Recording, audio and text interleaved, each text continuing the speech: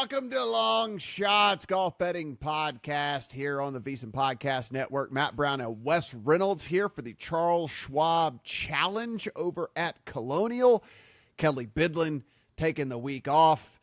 It's fine. This tournament is a little wonky as it is anyway. But guys, stick around. We got some bets that we're going to throw into the account here, obviously. But Wes, as we get started, we got to look back here. Scottie Scheffler just does what Scottie Scheffler does. If you guys follow me on Twitter, you didn't even see me tweet about the fact that I got Scottie Scheffler home because I picked the best golfer in the world and he won a golf tournament. Shocker, Wes. He is still the best golfer in the world.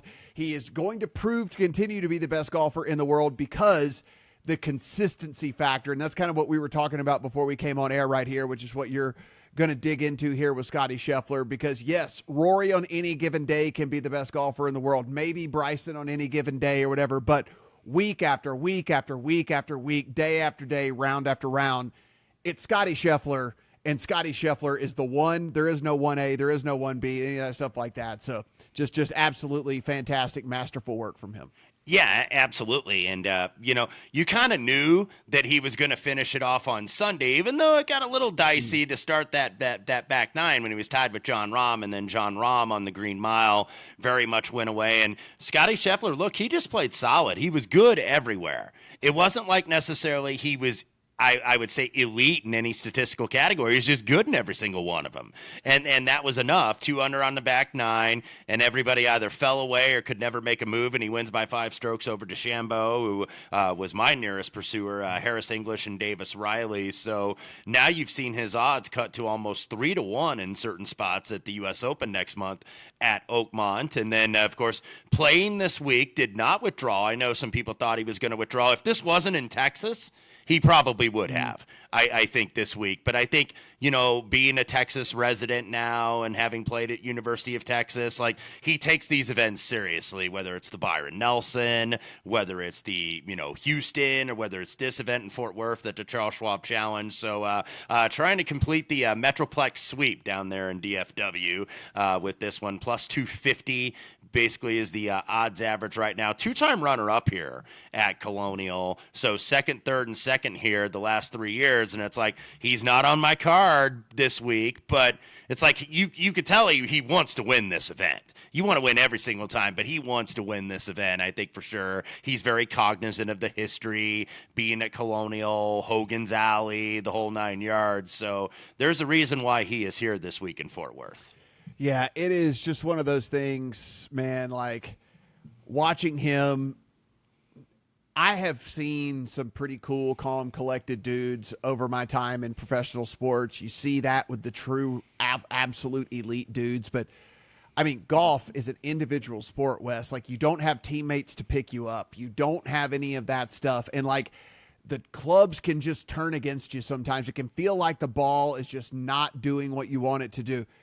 Scottie Scheffler, it doesn't matter to him. Scottie Scheffler bogeys a hole. He comes right back and he birdies the next hole. He sits there and goes on a three-hole par streak. He doesn't care. He walks up. He taps in the par. He goes on the next hole. He just keeps on moving, whatever. Like, it is unbelievable how the mindset and everything that's going on right here, and I know it's a very unpopular opinion whenever I start to bring up Tiger Woods, whenever it comes to Scottie Scheffler, but man, Wes, I've been a golf fan my entire life. I've been watching my whole life. On any given week, there was one other guy in the tournament that might could challenge Tiger in his prime. We're in a spot right now where there are so many good damn golfers out there, and Scottie just continues to topple the field over and over and over and over again. And if he's not at the top, Wes, he's in the top 5. I mean, like, the guy just, like, it's like he's inside. He has a shot at it almost every single week. And I just, I don't see it slowing down, as you mentioned. That's why he's 250 this week. And it's hard to argue. Yeah, you never see him really miss a cut. Yeah. You never see him, even if he's not right there in contention. It's like a bad tournament is when he finishes like 10th. Yeah. Or he finishes 12th. And he is absolutely back. He's slow start because he had the glass shards in his hands and had to get them removed. But he is absolutely back. And, certainly I think the rightful favorite, because it was kind of like, well, maybe it is him, Rory, 1A and 1B, because Rory winning the Players and winning at Pebble and then, of course, winning the Masters. But Scottie Scheffler, I think, is the most consistent because every once in a while you'll see Rory miss a cut. Every once in a while. But you don't see that with Scottie Scheffler. He's just always kind of just right there. And, it wasn't like he dominated. He wasn't bad in any category. Like he was up, somewhat near the top. But it wasn't like, okay, he gained, 12 strokes on approach when everybody else gains 4 or 5, and we've seen those events before, but he was just kind of right there. He was solid everywhere. He was solid with the putter. He was solid around the green. Very good around the green, actually, this week. Good on approach, good on strokes gained off the tee, ball striking, accuracy, greens and regulation, scrambling, you name it. Anything we looked at, he was very solid, and when you can put that all together and you don't really have a weakness, you're going to win a lot of tournaments. Even if it doesn't seem like you're dominating, you end up dominating. Just a reminder out there, too. I was able to make some extra money on Scottie Scheffler after Thursday, where the books post these live odds, guys. And like a live top 10 after round 2 for Scottie Scheffler was minus 105. A live top 5 after round 2 for Scottie Scheffler was plus 240. He was only 2 strokes out of the top 10, and then he was only like 4 strokes outside of the top 5. And again, if there's anybody that can go out on a Friday after just a ho-hum round on a Thursday, it's Scottie Scheffler. So just stuff to remember maybe when the U.S. Open rolls around. If he doesn't happen to be just crushing after Thursday, some of those live odds are worth hopping on with Scottie Scheffler because he's going to climb the leaderboard one way or another. Yeah, no question about it, and that's something I'm going to be eyeballing. Probably not this week because he's not going to drift all that too far down the board if he shoots like even par in the first round because this course at Colonial has been a little bit of a tougher course. It certainly was last year. By the way, he was second last year, finished 5 strokes back of Davis Riley, who is the defending champion in this event. Riley, by the way, right up there on the leaderboard this past weekend at the PGA. So, You got to look for the opportunities when you can get them, and he doesn't present a lot of them, unfortunately. You got to really, really look. Yeah, you got to search around for those for sure, which brings us to the Charles Schwab Challenge over at Colonial Country Club, Fort Worth, Texas. 72-89, par 70 here, Wes. What else are we looking at here over at Colonial? I know that we've got a really, really good sample size here of the course in general, but there was an overhaul of this thing in 2023. Yeah, Gil Hanse and Jim Wagner did the overhaul a couple of years ago, and last year it did play a little bit more difficult, about 0.82 strokes over par, 5th most difficult on the PGA Tour last year. But it's a similar Colonial in the fact that you have tight fairways, 4th narrowest on tour, like 27.5 yards average fairway width, small greens, about 5,000 square feet, 5th smallest on tour. Fairways in rough or Bermuda, greens are bent, grass, and 12.5 on the stem. So, really a lot of different ways to attack these holes. I think 12 of the 8 holes are dog legs. So you could try to cut the dog legs, which we have seen guys do to success in the past, but it's a ball striker course. Hit the fairways, be precise with the irons. You got to shape your shots in multiple directions. No tee off. Every tee is in a different direction after every hole. So it's a relatively tight course off the tee, and then obviously putt well. It actually, interestingly enough, starts with the 2 easiest holes on the course. A par 5 and then a short par 4. And then you get to what's called the horrible horseshoe, 3 to 5, where that plays about a half stroke over par combined, and it's done so for about the last 20 years. Very difficult stretch there, 3 to 5. A lot of the greens were lowered. You have the barrancas, which channel water during the rain periods for better drainage. So they were added, a lot of them on the back 9. Course was lengthened by 89 yards a couple years ago, but 72-89, not one of the longer courses, certainly on the PGA Tour. But should be a good test of golf. If the wind blows, you may get single digits under par like you had with Sam Burns in 2022 and Grillo in 2023. But you're probably, with these renovations, making the course a little bit tougher. Somewhere, I'm guessing, for a winning score, 12 to 14 under par seems realistic to me. That's what Davis Riley posted last year at 250 to 1 when he outlasted Scheffler and Bradley. I think a couple others were tied for second, but that's what I think you're looking at here. So this is not the easiest test of golf on the tour. Yeah, and really, you mentioned it not being all that long. It's actually even shorter than it sounds, really, because you got a 235 par 3. you got a 188 par 3, a 179 par 3, and a 180 par 3. So there's no short par 3 out of any of the par 3s. And then you also have a 627 par 5. So you have really long par 3s and one really long par 5. So all of that yardage then still has to fill out the rest of the holes, which makes a lot of these holes, pretty short. So like, it's like you mentioned, Wes, I look at dudes here. I don't care if you're 310 or 280 off the tee really here. It's not going to affect the vast majority of these holes. You're going to have, a decent iron in, even if you're one of the shorter dudes out there on tour. Most of these dudes hit 3 woods, 260, 270 as it is anyway. If you got to go, less than driver off the tee, which we see a decent amount here. Emiliano Grillo hit driver less than 50% of the time whenever he won at this course, so it can be done that way as well. That makes it a little tough trying to figure out who might get this thing done for sure, especially considering too, if we get them Texas wins, Wes, it could blow this thing out a little bit and make this thing a little bit tougher out there for these dudes. So we'll see how it all plays out. I mean, with this, I think guys, if you've been following this podcast long enough, if we're talking about this being kind of a positional course, tighter fairways, et cetera, well then, yeah, of course, approach is going to be all about what this thing is. And so Wes, for me, I did a baseline overall approach the last 32 rounds, which, is about 8 tournaments for people. If you miss cuts, it could be 9 tournaments, 10 tournaments, something like that. And then I just did some approach 24 and some approach 12. So I basically kind of a little bit longer term, a little bit shorter term, and then very, very recent form on approach. So super, super heavy in the model for me there. And then after that, it's really just kind of good drive percentage, fairways gained, strokes gained on hard courses, because this course is played pretty hard, throughout the course of whatever. Bogey avoidance, because you can't just be giving shots away. And that's kind of all I really put in to the model this week. I mean, little sprinkles of stuff here and there, a little sprinkle of scrambling, a little sprinkle of some other stuff, but it's a pretty basic model for me this week. Yeah, same here. I started with approach. Riley, by the way, second on approach for his winning week last year. And with the tight fairways, small greens, 14 of the last 17 winners here were in the top 10 for greens and regulation percentage. So I did put that, not heavily modeled that, but I included that in the write-up. 13 of the 14, by the way, were ranked inside the top 7. So guys that hit greens, guys that gain on approach in terms of off the tee. I did a lot of good drives gained, and I think you could use fairways gained as well. So there's a lot of different ways to, I think, attack this off the tee. You could try to do it with driver and go over the dog legs, or you can hit a lot of threes and a lot of irons off the tee and be successful here.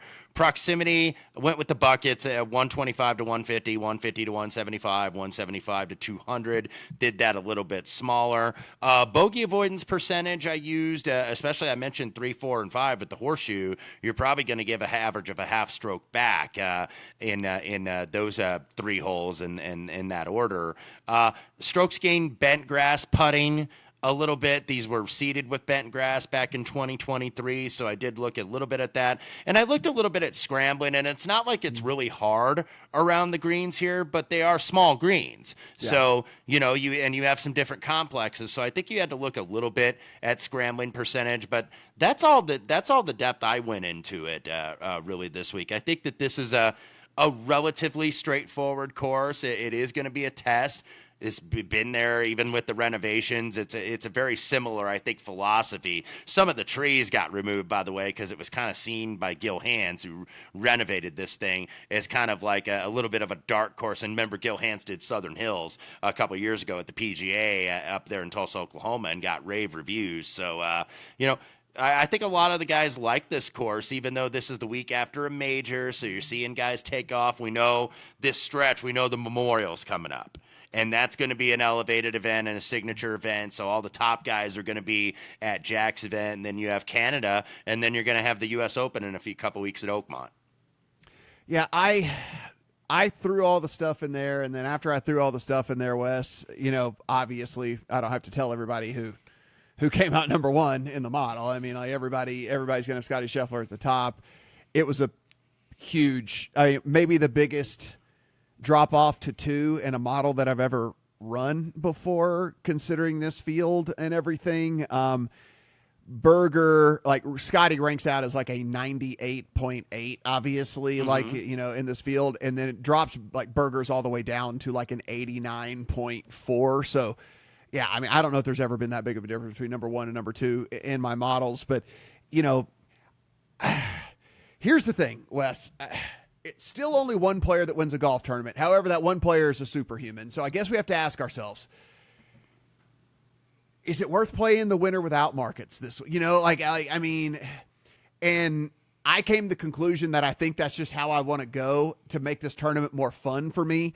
Because if not, I honestly think Scottie can win. I honestly think Scottie's going to win the tournament again, and so it's just, I don't want to bet Scottie at plus 250. And so I want to have a little bit of fun.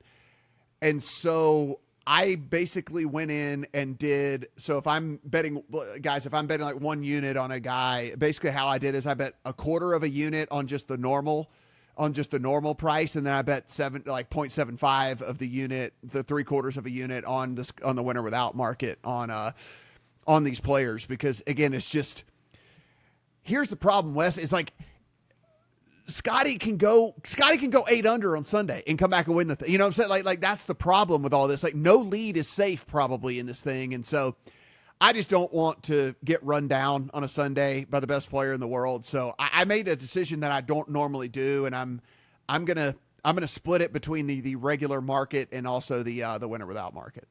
No, I think that's probably a very solid play. And, despite the fact that I don't really have any exposure to this guy this week, I'm playing smaller. I think there's nothing wrong with doing that. If you're playing less of an increment, like if you would have had a half unit on something, then maybe make it a quarter or make it a third. There's nothing wrong with doing that, and limiting your exposure or trying to attack a different way, whether it's placements or something of that nature. So that's the way I'm basically going this week, because I think he's probably going to win here, but I'm not going to be aboard. When you see him in a matchup, I think it's against Fleetwood, who I think is like the third or fourth guy on the board in terms of the odds, and he's laying well over $3 to a guy. So that just tells you he lays probably over $2, $2.50 against anybody in this field in a matchup. Yeah. So exactly, that could be maybe your free square. Yeah, it's like what do you do? This tournament is when I wish we had DFS in Nevada, because this is like the perfect DFS tournament, because there are guys that model pretty well for me who I think can probably find their way inside the top 20 or top 10 and whatever. And so you could just put Scottie in every single lineup and then like fill it out with a whole bunch of dudes that are super cheap that I think actually have at least a little bit of upside, but it just doesn't work. Do I think they actually win the tournament? No. And so that's kind of where I land. So when all was said and done, Wes, what'd you end up throwing in your account? Yeah, and went kind of in the mid-range here. We have seen mid-range guys actually do pretty well at this tournament. If you look historically in terms of some of the winners, we had Riley last year, Grillo, Sam Burns, and Jason Kokrak. I had Kokrak that year. Daniel Berger won the COVID year. Kevin Na, Justin Rose, Kevin Kisner, Jordan Spieth, Chris Kirk. So you don't see a lot of bombers on there, maybe with the exception of Burns and Kokrak. But yeah, this is a ball striker type course, and I went with a couple at the top. I went with Aaron Rai at 35-1. T19 last week at the PGA, but third in approach, fourth in driving accuracy. He won last fall at the Wyndham at Sedgefield. You've seen some guys win at Sedgefield that also win at Colonial over the years. 6 top 25s last 9 starts, has made the cut here all 3 times. This is going to fit his game better than a big, long course like Quail Hollow, where I actually thought he had a pretty solid effort. Matt McNeely around the same price. Like Rye, he won maiden event last year. 5 top 10 since then. 3 of them top 3 or better. He's one of those guys just below that Ryder Cup cutoff for the top 6. Top 6 get the automatic, and then Keegan Bradley has 6 captain's picks. I know that's later this fall, but still not too early to start thinking about that. JJ Spawn, 60-1. 37th last week at the PGA, but 3rd in the field for accuracy. He's never really fired here at Colonial, but you would think that this would be a good fit based on how he models out statistically. 4th on the tour in approach. came close to getting that second PGA Tour win. His only win is the Valero in 2022. Third at the Sony, runner-up at the Cognizant, of course, lost the playoff to Rory at the Players, so doesn't seem all that far away. And then longer odd guys, Ryan Gerard, who I found as high as 77-1 today. Yeah, there's some 60s and 70s out there. 3 top 10s last 6 starts, 8th last week at the PGA. He was actually second in the field for strokes gained ball striking, even better than Scottie Scheffler. Imagine that. I think Scheffler is like 3rd or 4th in the category, by the way, for the record. 12 of 14 cuts he's made this year. Got a victory on the Corn Ferry last year. That's what got him back on the PGA Tour, and has been playing really solid, consistent golf. So Gerard, 77-1. Christian Bezuidenhout at 90-1. 17th, 21st, and 15th in the last 3 years here at Colonial. So pretty solid record. He was T50 last week at the PGA on a course that's way too long for him, but was 10th on approach. Typically very good putting and around the green. Wasn't so much last week, but I think he'll be better this week. 14th on the tour for putting, 24th for around the green. So I wouldn't be surprised if the South African plays well. And if I think the scoring is going to be a little bit higher, those are the type of events I think Bezuidenhout can really contend in. Not the ones where you got to shoot 30 under or something like that, even though he was second at the American Express last year to Dunlap. Bud Cauley, 100-1. Began with a major medical extension, and then he had 3 straight top finishes back in March. Shorter, heavy ball striking course, less than driver courses, I guess it can be termed as. I think Bud Cauley can go very well here. And then Ryo Hisatsune, who has 2 top 5 finishes in his last 8 starts, made the cut at the PGA. 5th earlier in the year at the Valero, 13th last year at the Nelson, so he is pretty solid in Texas. I just thought kind of a high number for a guy that's really been playing consistent golf. So, yeah, I didn't go with a lot of the shorter guys. Certainly Spieth will get consideration here as a former winner, as will Daniel Berger. We've been kind of chasing him a little bit all year. And then Matsuyama and Fleetwood are here. JT Poston played well. I almost played Harris English. He's going to be very popular, I think, this week with how he finished on Sunday at the PGA. But just to summarize that card one more time with the names, Rye, McNeely, Spawn, Gerard, Bezuidenhout, Cauley, and Hisatsune. Yeah, so we share one. I also played Aaron Rye. Aaron Rye actually is 3rd in my model, which I was pretty shocked about, but found his way all the way up to 3rd in the mixed condition model. Just kind of good across the board at everything, which is pretty interesting to me. And, in a field like this, it certainly can have a guy like him climb up, and probably could have been second if I hadn't have added like a tiny bit of total driving in there, because he's not like the longest dude on tour. So yeah, pretty interesting to find him. So I also did have Aaron Ryan there. You mentioned Berger. Look, he's second by a mile in my model to Scottie. It's like a huge drop off from Scottie to him, then another huge drop off from him to Aaron Ryan. And so I'm playing Berger. I mean, listen, he's 22, I think, in the regular market, but like the winner without, he's like 19 or 18. So like I said, I'm splitting the bets with all of these dudes in the outright and then just the winner without market. Let's go to another guy whose win equity we talk about basically 0. So I really hope the winner without market pays off the play here is Tommy Fleetwood.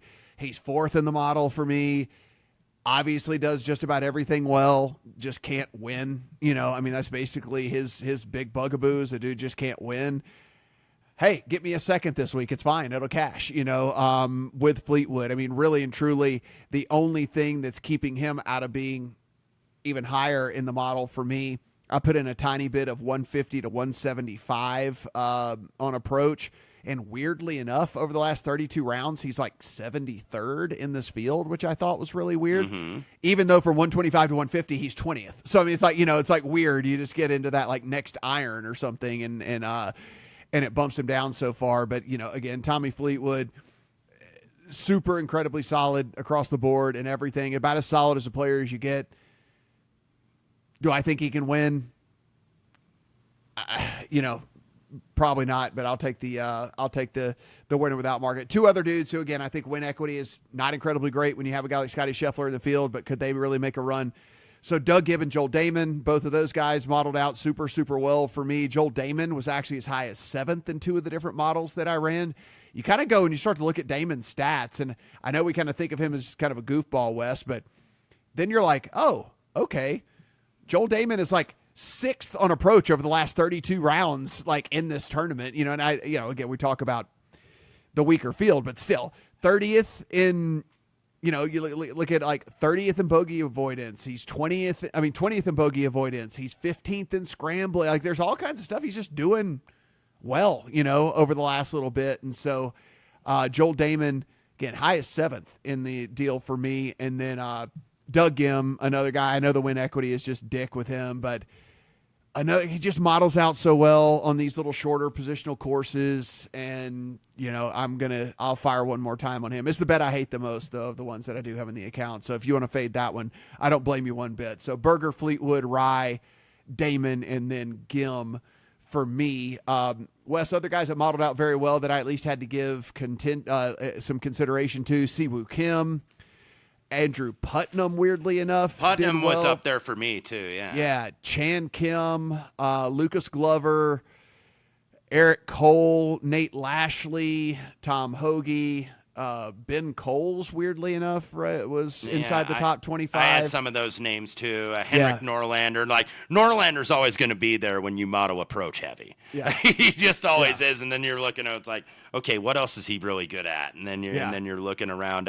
Bryce Garnett was another one for me that kind of modeled out really high. But a lot of your names you mentioned, Hoagie and Joel Damon, who you did end up playing. So those guys certainly fit for me. I considered Shoreborn Olesen actually here, but he has never played here before. So sometimes that worries me a little bit if you've never played a certain course. But a lot of times you see those guys win the first time.